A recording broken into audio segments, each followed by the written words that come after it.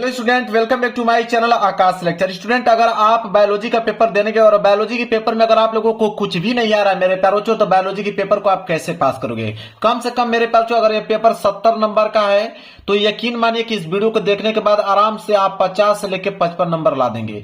मैं आपसे झूठा वादा नहीं करूंगा कि आप 70 में 70 नंबर ला सकते हैं, लेकिन इतना कह सकता हूं कि मेरे प्यारों, मेरे ट्रिक की मदद से आप 50 से लेकर 55 नंबर स्कोर कर पाओगे। और अगर 50 नंबर भी अगर आप लोगों को मिल जाता है तो 30 नंबर प्रैक्टिकल से मिलेंगे। आपके टोटल कितने नंबर हो जाएंगे? 80 नंबर। तो 100 में 80 नंबर बहुत होता है मेरे प्यारों, और पास हो जाओगे अच्छा नंबर से। तो जीव विज्ञान का मेरे पास एक पेपर है, यहाँ पे 348 केजी का 2026 बोर्ड का, और इस पेपर को मैं खुद अपने हाथों से सॉल्व करके दिखाने वाला हूं। और एक भी प्रश्न याद करने के लिए नहीं बोलूंगा। अगर ये पेपर आपके पास आता है मेरे प्यारों, तो कैसे इसको पास करोगे? देखिए, अब सवाल यह रहा मेरे प्यारे बच्चों कि यहां पे सबसे पहले आप लोगों को देगा बहुविकल्पीय प्रश्न, जो कि करना होता है आप लोगों को कॉपी में ही। तो बहुविकल्पीय प्रश्न दिया है, तो सबसे पहला जो काम आप लोगों को करना मेरे प्यारे बच्चों वो है कि आप हेडिंग आपको डालना पड़ेगा। जैसे बहुविकल्पीय प्रश्न है ना, तो आप यहां पे डाल दीजिए कि बहुविकल्पीय प्रश्न कर रहे हैं। देखिए, हेडिंग आपको इंपोर्टेंट है डालना मेरे प्यारे बच्चों। मैं आपको खुद बताऊंगा कि कैसे आप पेपर को पास करोगे। बहुविकल्पीय प्रश्न है तो आप यहां डालोगे बहुविकल्पीय प्रश्न। जो बता रहा हूं वो ट्रिक अपना लो, कभी जिंदगी में आप फेल नहीं हो सकते बायोलॉजी में, पास होके आओगे मेरे पास। भले ही नंबर आपको 95% ना मिले, 70 या 75 नंबर ही मिले, लेकिन पास हो जाओगे। देखिए, बहुविकल्पीय प्रश्न आपने लिख दिया। अब पहला वाला कर रहे हो तो आप लिखोगे प्रश्न उत्तर संख्या पहला। ठीक है, क्या लिखोगे? प्रश्न उत्तर संख्या पहला। यहां पर लिखोगे प्रश्न उत्तर संख्या पहला कर रहे हो तो यहां पर लिखोगे प्रश्न उत्तर संख्या पहला। अब स्केल लेकर जाना है आप लोगों को, स्केल बहुत मदद करेगी आप लोगों की। तो स्केल के सहायता से इसके नीचे आपने कर दिया अंडरलाइनिंग। अब यहां पे बोला है कि पहला वाला कि सही विकल्प चुनकर अपनी उत्तर पुस्तिका में लिखिए, और क वाला प्रश्न है। तो क वाला प्रश्न कर रहे हो तो आप यहां पे लिखोगे क, लिखोगे यहां पे क वाला प्रश्न। अब क वाला बोला है यहां पे कि पुष्पों में कौन सा अंग स्त्री या मादा जनन अंग का प्रतिनिधित्व करता है। मतलब इसमें से कोई ऐसा अंग है जो स्त्री अंग है, मतलब मादा का अंग है, वो आप लोगों को बताना है। अब मेरे प्यारों से ये ऑब्जेक्टिव प्रश्न आ गया। 4 ऑप्शन है, एक ही ऑप्शन सही होगा। अगर मेरे प्यारे बच्चों इन चारों ऑप्शनों में से अगर बाई चांस अगर आपने तुक्का लगाया, मान लिया आप जायांग पे लगाया, तो जायांग पे लगाया तो बिल्कुल आपका 100% ये जवाब सही है। ठीक है, अगर आपने पुमंग पे लगा दिया, अगर आप टेपिटम पे लगा दिया, अगर आप परागकोश पे लगा दिया, तो आपका आंसर हो गया बिल्कुल गलत। मतलब एक ही चांस है कि इन चारों ऑप्शनों में से आपका तुक्का बिल्कुल सटीक बैठ जाए। तो मैं यकीन के साथ कह सकता हूं मेरे प्यारे बच्चों कि आपको तुक्का लगाना ही पड़ेगा। अगर नहीं जवाब आपको मालूम है तो तुक्का लगाना ही पड़ेगा। लेकिन इसका देखिए, पहला वाला सही है ना, तो आप जब भी बायोलॉजी का पेपर देने जा रहे हो तो तुक्का भी अगर आपको लगाना है मेरे प्यारे बच्चों ना, तो आपको किस पे लगाना है? पहला और दूसरा में। बायोलॉजी का नियम यही कहता है ऑब्जेक्टिव का कि या तो पहले पे लगाइए या तो दूसरे पे। जब अब तक जितना मैंने पेपर देखा है, या तो पहला वाला ऑप्शन सही हो रहा है या तो दूसरा वाला, ज्यादातर मतलब 90% पहला और या दूसरा ऑप्शन सही हो रहा है। तो इसमें आपने जायांग लगा दिया, पहला और दूसरा पे जायांग आपने अगर पहला लगा दिया तो आपका सही हो गया। तो उसको लिखोगे कैसे? देखिए, तो क का पहला सही है तो आप लिखोगे यहां पे पहला। क्या था? जायांग था, तो आप लिखोगे जायांग। जायांग यहां पे लिखने के बाद मेरे प्यारे बच्चों आपको यहां पे ब्रैकेट में सही का निशान आप लोगों को लगा देना है कि जायांग वाला ऑप्शन सही है। इसके बाद देखिए यहां पे अब हम प्रश्न बढ़ेंगे ख की तरफ। क वाला हो गया। अब ख वाला प्रश्न देखेंगे। ख वाला यहां पे दिया है कि पुरुष जनन तंत्र में कितने वृषण पाए जाते हैं। तो कितने वृषण पाए जाते हैं मेरे प्यारे बच्चों इसमें? तो इसमें पाया जाता है एक जोड़ा। तो इसका देखिए दूसरा सही हो गया। तो दूसरा इसका है तो आप यहां पे ऐसे लिखोगे, ख वाला कर रहे हो तो आप यहां पे लिखोगे ख, और ख का दूसरा सही है तो आप यहां पे डालोगे दूसरा। क्या था? एक जोड़ा था, तो आप यहां पे लिखोगे एक जोड़ा। लिखने के बाद फिर आप यहां पे सही का निशान लगाएंगे कि एक जोड़ा। इसके बाद देखिए ग वाला प्रश्न।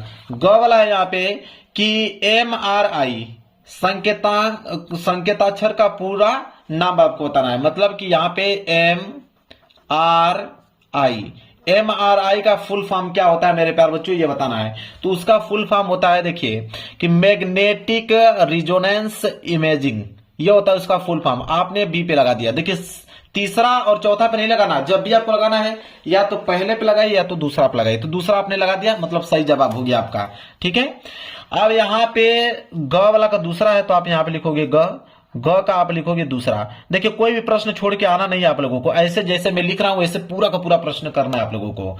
तो यहाँ फुल फॉर्म क्या था, मैग्नेटिक, मैं यहाँ पे लिखता हूं मैग्नेटिक, आप भी इसी तरह लिखोगे जिस प्रकार मैं लिख रहा हूं। मैग्नेटिक के बाद था रिजोनेंस, ठीक है, सॉरी रिजोनेंस, इसके बाद इमेजिंग, ठीक है, ऐसे आपको लिखना है। इसके बाद आप घ वाले के प्रश्न की तरफ बढ़ोगे। अब घ वाला प्रश्न देखो क्या है, घ वाला है कि दात्र कोशिका अरक्ता रोग किस प्रकार के उत्परिवर्तन का उदाहरण है मेरे प्यारे बच्चों। तो ये आपका बिंदु उत्परिवर्तन, इसका पहला सही हो गया। तो पहला है तो यहां पे लिखोगे पहला में लिखोगे उत्परिवर्तन, ठीक है, क्या था, बिंदु उत्परिवर्तन, तो लिखोगे बिंदु उत्परिवर्तन। देखिए बहुविकल्पीय का टोटल 4 प्रश्न पूछा है, जिसमें से 2 वाला एक वाला सही है और 2 क्वेश्चन 2 ऑप्शन वाला सही है। ठीक है, तो यहां पे 4 में से अगर 2 भी सही हो जाएंगे ना तो आपको 2 नंबर तो मिला बहुविकल्पीय में। इसके बाद अब आया आप लोगों का अति लघुत्तरीय प्रश्न। तो एक लाइन का गैप छोड़कर आप लोगों को यहां पे डालना है अति लघुत्तरीय प्रश्न। ठीक है, अति लघु उत्तरीय प्रश्न, एक लाइन का गैप आपको छोड़ना है। ठीक है, अति लघुत्तरीय प्रश्न यहां पे करने बाद इसको ब्रैकेट में पैक कर दीजिए और स्केल की सहायता से इसके नीचे भी आपको अंडरलाइनिंग कर देना है। सेम ऐसे ही करना जिस प्रकार मैं कर रहा हूं, पूरा का पूरा पेपर सॉल्व करके चले आओगे। अब अति लघुत्तरीय प्रश्न में प्रश्न दूसरा स्टार्ट हो रहा है, तो यहां पे डालोगे प्रश्न उत्तर संख्या दूसरा, प्रश्न उत्तर संख्या दूसरा। अब दूसरा का क करने वाले हो तो आप लिखोगे प्रश्न संख्या दूसरे का क। अब दूसरे का क लिखने के बाद इसको भी स्केल की सहायता से इसके नीचे करोगे अंडरलाइनिंग, ताकि दिखने में अच्छा लगे। अब देखिए प्रश्न उत्तर संख्या दूसरे का क है, बोला है यहाँ पे प्रश्न 1 नंबर के लिए बस एक ही जवाब आपको देना है। क वाला है कि डाउन सिंड्रोम विकार गुणसूत्र के किस जोड़े पर असामान्यता के कारण होता है। अब मेरे प्यार जो इसका आंसर आपको मालूम नहीं है, लेकिन आपको कुछ ना कुछ यहाँ पे लिखना ही पड़ेगा। तो बोल रहा है कि डाउन सिंड्रोम विकार गुणसूत्र, ठीक है, कौन से गुणसूत्र, मतलब किस जोड़े के गुणसूत्र असमानता के कारण होता है। तो आप कुछ भी 21, 22, 23 कुछ भी लिख दीजिए। आपका मन किया आपने लिख दिया 21वें जोड़े, आपका मन किया आपने लिख लिया 21वें जोड़े, छोड़ना नहीं है। आपका मन करे तो 23वें जोड़े लिख दीजिए, आपका मन करे तो 25वें जोड़े लिख दीजिए। तो अगर मान लीजिए आपने 21वें जोड़े लिख दिया इसका आंसर, तो आप लिखोगे यहाँ पे प्रश्न उत्तर संख्या दूसरे का क, लिखोगे 21वें जोड़े, 21वें जोड़े, 21वें जोड़े, ये इसका हो जाएगा उत्तर। ठीक है, 21वें जोड़े। इसके बाद यह दूसरे का क, ठीक है, दूसरे का क है मेरे प्यारे बच्चों। तो यहां पे चाहोगे तो ऐसे यहां पे भी लिख सकते हो दूसरे का क। दूसरे का ख करने वाले हो तो एक लाइन का गैप छोड़कर आप यहां पे डालेंगे दूसरे का ख। दूसरे का ख वाला मेरे प्यारे बच्चों क्या देखिए, बोला है कि स्त्रियों द्वारा उपयोग किए जाने वाले किसी एक गर्भ निरोधक का नाम लिखिए। तो किसी भी एक गर्भ निरोधक का नाम लिख सकते हैं, जैसे कापर टी, कापर टी होता है तो आप यहां पे लिख दीजिए कापर टी, कापर टी। ठीक है, ये ख का हो गया। ग का लिखने वाला एक लाइन यहाँ पे बचा है और, तो ग वाला का प्रश्न यहाँ पे कर लो। ठीक है, ये ग वाला क्या देखिए करा है कि आरएनए में कौन सी शर्करा उपस्थित होती है। तो देखिए नहीं आ रहा है तो राइबोज लिख लो, राइबोसोम्स लिख दो, कुछ भी लिखो, जैसे मन का आपको तो राइबोज लिख दीजिए, राइबोज शर्करा। किसी का नाम यहाँ पे लिखकर आपको मेरे पास इसका जवाब आपको देना ही है। सादा पेज नहीं छोड़ना, इस बात को ध्यान रखें। इसी तरह करते करते पूरा प्रश्न करना है। अभी मैं करके पूरा दिखाता हूं आप लोगों को। आइए इधर, यहाँ पे हो गया ग वाला प्रश्न मैंने कर दिया। अब आइए घ वाला प्रश्न। घ वाला प्रश्न करना है तो उसको पढ़ते हैं। घ वाला प्रश्न क्या है, बोला है कि नर युग्म कोविद का विकास पुष्प के किस अंग में होता है। तो पुष्प के किस अंग में, परागकोश का नाम तो आप जानते ही हो। ठीक है, यहाँ पे डाल दो परागकोश, मतलब पुष्प के किसी भी एक अंग का नाम अगर आपको मालूम है उसका नाम यहाँ पे लिख दो। जैसे मुझे मालूम है परागकोश, मैंने परागकोश लिख लिया। इसके बाद घ के बाद क्या है, ड़ वाला भी प्रश्न है, एक लाइन का गैप छोड़ के यहाँ पे डालेंगे ड़। ये सब दूसरे का चल रहा है। ठीक है, तो ड़ वाला यहाँ पे है कि नर जनन कोशिकाएं किस प्रकार के विभाजन के पश्चात शुक्राणुओं का निर्माण करती हैं। तो मेरे प्यारों जो अर्धसूत्री विभाजन का नाम सुना होगा आपने, लिखिए जो दिमाग में चल रहा है लिखते चलिए। अर्धसूत्री विभाजन, देखिए मुझे आंसर नहीं मालूम है, लेकिन मेरे दिमाग में जो वर्ड चल रहा है मैं उसी का डायरेक्ट लिख रहा हूं, ठीक है। अर्धसूत्री विभाजन जो चल रहा है वो लिखता चला जा रहा हूं, ठीक है। इसके बाद ये भी खत्म। अब आएगा प्रश्न तीसरा, ठीक है। अब देखिए प्रश्न तीसरा में आपका लघु उत्तरीय प्रश्न फर्स्ट, तो आप यहां पे एक लाइन का गैप छोड़कर लिखेंगे कि लघु उत्तरीय प्रश्न, लघु उत्तरीय प्रश्न फर्स्ट। लघु उत्तरीय प्रश्न फर्स्ट है तो यहाँ पे फर्स्ट डालोगे, स्केल की सहायता से इसके नीचे आप अंडरलाइनिंग कर दीजिएगा। और यहाँ पे कौन सा प्रश्न करना चाह रहे हो, ठीक है, प्रश्न उत्तर तीसरा, तो आप यहाँ डालोगे प्रश्न उत्तर संख्या तीसरा, लिखोगे प्रश्न उत्तर संख्या तीसरा। अब तीसरा है मेरे प्यारे बच्चों, इसके नीचे भी स्केल की सहायता से आपको अंडरलाइनिंग कर देना है। तीसरे का कौन सा करने वाले हो, क करने वाले हो, तो यहाँ पे आपको लिखना पड़ेगा कि क करने वाले हो। चलिए देखते हैं क वाला क्या है। क वाला बोला है यहाँ पे कि पीयूष ग्रंथि के 2 कार्य लिखिए। तो पीयूष ग्रंथि के 2 कार्य आप कुछ भी लिख सकते हैं, जैसे आप यहाँ पे लिखिएगा, हेडिंग डालिएगा, पहले आप हेडिंग यहाँ पे डालना जरूरी है। हेडिंग इस तरह डालिएगा कि पीयूष ग्रंथि के निम्न 2 कारण, यहां आप लिखिएगा निम्न 2 कारण, निम्न दो कारण नहीं 2 कार्य पूछा है, सॉरी कारण मत कार्य लिखिएगा, 2 कार्य। पीयूष ग्रंथि के निम्न 2 कार्य हैं। कौन कौन से कार्य हैं अब अपने से आपको बनाना है। मान लेते हैं पहला आप इस तरह लिख सकते हैं कि शरीर की, जो समझ में आ रहा है उसको लिखते चलिए, शरीर की वृद्धि को नियंत्रण रखता है, शरीर की वृद्धि को नियंत्रण रखता है, शरीर की वृद्धि को नियंत्रण रखता है, ऐसे लिख सकते हैं।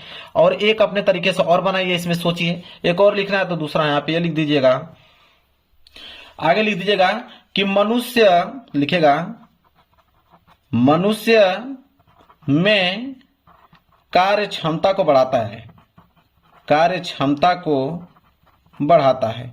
कुछ भी आपको मेरे प्यारों चीज में लिखना ही है, बढ़ाता है। 2 कार्य आपने लिख दिया, नंबर आपको मिल गया। इस तरह आप लोगों को मेरे प्यारों को करना है। मान के चलते हैं, देखिए एक प्रश्न और मैं आपको बताता हूं। जैसे यहां पे दिया है, जैसे मान लीजिए दिया कि अनिषेक जनित फल क्या है, एक उदाहरण दीजिए। तो अनिषेक जनित फल क्या है, तो आप इसको लिखोगे कैसे, ग वाला कर रहे हो तो आपको यहां पे हेडिंग डालना पड़ेगा कि प्रश्न उत्तर संख्या, कोई भी प्रश्न छोड़ के आप लोगों को नहीं आना, कुछ ना कुछ लिख के आना। प्रश्न उत्तर संख्या तीसरे का ग है तो तीसरे का ग, स्केल की सहायता से इसके नीचे आपको अंडरलाइनिंग कर देना है। क्या था, अनिषेक फलन ना, तो यहां पे आपको हेडिंग डालना पड़ेगा मेरे प्यारे बच्चों। यहां पे डालिएगा हेडिंग, क्या था, अनिषेक जनित फल, अनिषेक जनित फल। ये हेडिंग क्या काम करेगा आपका, यहां पे आपका हेडिंग बन गया यह कि अनिषेक जनित फल क्या होता है, यहां पे हेडिंग बना लिया। इसमें आप लिख सकते हैं कि वे फल होते हैं, लिखेगा यहां से कि अनिषेक जनित फल, अनिषेक जनित फल, वे फल होते हैं, ऐसे लिखेगा, वे फल होते हैं, वे फल होते हैं जो बिना निषेचन के, जो बिना निषेचन के क्या होते हैं, विकसित होते हैं, जो बिना निषेचन के विकसित होते हैं, ऐसे लिखिएगा। जैसे मेरे प्यारे बच्चों यहां पे उदाहरण में लिख दीजिएगा, किसी भी यहां पे फल का नाम है, आम का नाम है तो आम यहां पे डाल दीजिए, अमरूद का नाम है तो अमरूद डाल दीजिए मेरे प्यारे बच्चों, अनानास डाल दीजिए, समझ रहे हैं। किसी भी नाम अगर आपको मालूम है तो यहां पे लिखते चलिए उदाहरण में, आपको छोड़ना नहीं, उसका मतलब कॉपी आपको भरते चलना है, ठीक है। मान के चलते देखिए ये वाला प्रश्न अगर करना हो कि मानव में किन्हीं 2 लिंग संलग्न रोगों के नाम लिखिए। अब रोगों के नाम, किन्हीं 2 रोगों के नाम अगर आपसे पूछ दे, कोई दिक्कत नहीं है, कोई भी 2 राग का नाम लिख दीजिए आप लोग। आप ऐसे डालिए कि प्रश्न उत्तर संख्या बिल्कुल आसान है मेरे प्यारे, बायोलॉजी का पेपर पास करने के लिए। तीसरे का अड़ कर रहे हो तो तीसरे का अड़, ठीक है। 2 रोगों का नाम पूछा था ना, 2 लिंग संलग्न रोगों के नाम, तो पहले हेडिंग आप डालिएगा इस तरह कि 2 लिंग संलग्न, 2 लिंग संलग्न रोगों के नाम, ये हेडिंग बनाते चलेगा। हेडिंग तो आपको क्वेश्चन से ही मिल जाएगा। कोई भी 2 रोगों के नाम आप लिख सकते हैं। जैसे आपने हीमोफीलिया लिख दिया, आपका दिमाग किया कि हीमोफीलिया लिखूंगा तो हीमोफीलिया लिख दो। हीमोफीलिया होता है ना जी, हीमोफीलिया ऐसे होता है, हीमोफीलिया। ठीक है। और एक आपका टाइफाइड लिख दो, ठीक है, या तो वरणांधता सबसे सिंपल लिख दो, वरणांधता आंखों के रोग वाला वरणांधता, ये हो गया दूसरा। दो ही रोगों के नाम लिखा था, दो रोगों के नाम आपने लिख दिया, काम आप लोगों का खत्म हो गया। ठीक है, आगे चलते हैं, अगला क्वेश्चन देखिए। अगला क्वेश्चन मान लीजिए, अब मैं थोड़ा 3 नंबर वाला क्वेश्चन करके आपको दिखाता हूं। 3 नंबर मान लीजिए कि अगर आपको यह आ जाए कि न्यूक्लियोटाइड के विभिन्न घटकों का संक्षेप में वर्णन करना है, ठीक है, तो मुख्य घटक कौन कौन से हैं, तो कोई भी घटक का नाम आप लिख सकते हैं, जैसे यहाँ पे इस तरह लिखिए। और 5वां करना हो तो मान के चलते कि आप यहाँ पे लिख दीजिए कि प्रश्न उत्तर संख्या 5वां लिखेंगे, प्रश्न उत्तर संख्या 5वां। 5वां का क कर रहे थे ना, तो 5वें का क अब यहाँ पे अंडरलाइनिंग कर दीजिएगा। ठीक है, क्या पूछा था यहाँ पे कि न्यूक्लियोटाइड के विभिन्न घटकों के संक्षेप में वर्णन करना है ना, तो यहाँ पे लिखिएगा इसका कि मुख्य 3 घटक हैं, ऐसे लिखेगा, मुख्य 3 घटक, मुख्य 3 घटक ऐसे लिख सकते हैं, मुख्य 3 घटक हैं। कौन कौन से हैं, तो यहाँ पे पहला जैसे आप लिख दीजिएगा नाइट्रोजनीय क्षार, यहाँ पे लिख दीजिएगा कि नाइट्रोजनीय क्षार, ऐसे लिख सकते हैं नाइट्रोजनीय क्षार। अब नाइट्रोजन में क्या क्या पाया जाता है सब कुछ लिख दीजिए, जैसे लिखिएगा कि इसमें, ऐसे लिख सकते हैं कि इसमें आपके एडिनिन, एडिनिन के बाद गुआनिन, गुआनिन, इसके बाद साइटोसिन, इसी में पाया जाता है ना, साइटोसिन, ये लिख दीजिए। थायमीन समझ में आ रहा तो थायमीन आप लिख दीजिए। ठीक है, इतना तो बहुत काफी है, नाइट्रोजन क्षार। दूसरा, तो दूसरा इस तरह आप लिख सकते हैं कि यहां पे कुछ भी वर्ड आपको समझ में आ रहा है, जैसे पेंटोस, तो लिख दीजिए एक पेंटोस, पेंटोस शर्करा, ऐसे लिख दीजिए पेंटोस शर्करा। मतलब आपको कुछ ना कुछ समझ में आ ही जाएगा, अपना कुछ ना कुछ बना के लिख ही दोगे। एक पेंटोस शर्करा, इसमें लिख दीजिए कि इसमें राइबोसोम्स पाए जाते हैं, ऐसे लिखेगा, इसमें राइबोसोम और कौन सा डी ऑक्सी राइबोसोम्स पाया जाता है, डी ऑक्सी राइबोसोम, राइबोसोम, ऐसे बना के लिख देना है। तीसरा की बात करें, तीसरा लिखिएगा फास्फेट समूह, लिख दीजिएगा फास्फेट समूह। देखिए मुझे कुछ याद नहीं है, लेकिन मेरे दिमाग में जो चला वही लिख रहा हूं, बस कॉपी भर के आप लोगों को दिखा रहा हूं, फास्फेट समूह। ठीक है, इतना लिख देगा, लिखिएगा कि इसमें फास्फोरस, इसमें फास्फोरस उपस्थित होता है, उपस्थित होता है, जो उनके क्रियाविधि को, जो उनके क्रियाविधि को नियंत्रण रखता है, क्रियाविधि को नियंत्रण रखता है। देखिए मैं अपने से बना के लिख रहा हूं इसको, नियंत्रित रखता है। ठीक है, इसी तरह आपको बनाकर किसी भी पेपर का सलूशन करना है। ठीक है, ऐसे मेरे प्यारों को आगे बढ़ते चलना है आप लोगों को। जैसे एक पेज और मैं इधर लेता हूं और क्वेश्चन एक आध दो करा के आप लोगों को दिखाता हूं। जैसे मान लीजिए कि आपका ये बोला ना कि संक्रामक रोगों पर टिप्पणी लिखिए, तो संक्रामक रोगों पर टिप्पणी लिखना है मेरे प्यारों, तो जो भी रोग है मेरे प्यारों सबको लिख डालो।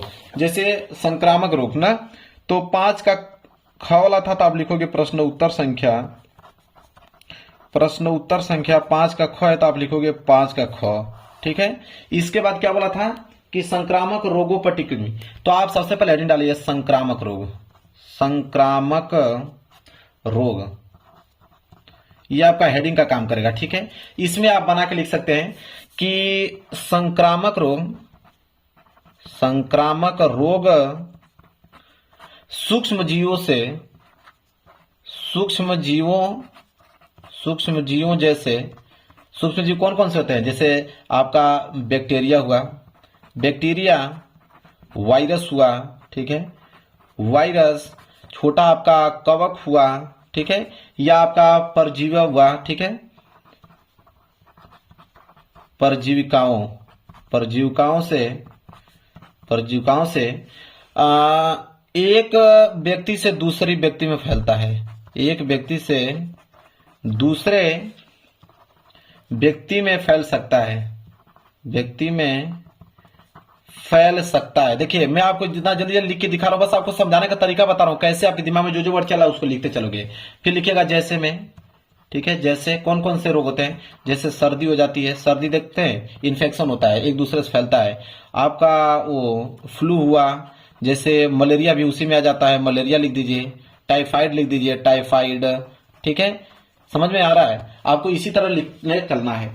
तो मेरे प्यारों जो आपको समझ में आ गया होगा कि मैं किसी भी प्रश्नों को छोड़ूंगा नहीं, कोई भी प्रश्न इसमें से और पीछे आ जाएगा उसको मैं, जैसे यहाँ बोला कि प्रतिजैविक उत्पादन में कवक प्रजातियों के महत्व को उदाहरण, तो यहाँ पे प्रतिजैविक के उत्पादन में कवक प्रजातियों के महत्व, ये आपका हेडिंग का काम करेगा। ठीक है, तो कवक प्रजातियों के क्या महत्व हैं, किसमें, प्रतिजैविक उत्पादन में। अब उसके बारे में 2 हेडिंग बन गया, उसके बारे में लिखना आप कुछ ना कुछ चालू कर देना आप लोगों को। इसी तरह एक पारिस्थितिकी तंत्र में ऊर्जा प्रवाह का सचित्र वर्णन करना है, तो सचित्र वर्णन कोई चित्र आप लोगों को बना देना है और यहाँ पे डालिएगा कि एक पारिस्थितिकी तंत्र में ऊर्जा का प्रवाह कैसे होता है, हेडिंग डालकर उसके बारे में कम से कम 5 या 6 लाइन या 7 या 8 लाइन अपने तरीके से बनाकर, क्योंकि 5 नंबर वाला प्रश्न है उसको थोड़ा सा बढ़ा चढ़ाकर आप लिख सकते हैं, लेकिन एक भी प्रश्न छोड़ के आप लोगों को नहीं आना है और पेपर को मेरे पर आप पास कर पाओगे। एकमात्र तरीका यही होता है, कॉपी छोड़ने से, सादा पेज छोड़ने से बेहतर है कि आप उसको लिखकर पास कर पाओ।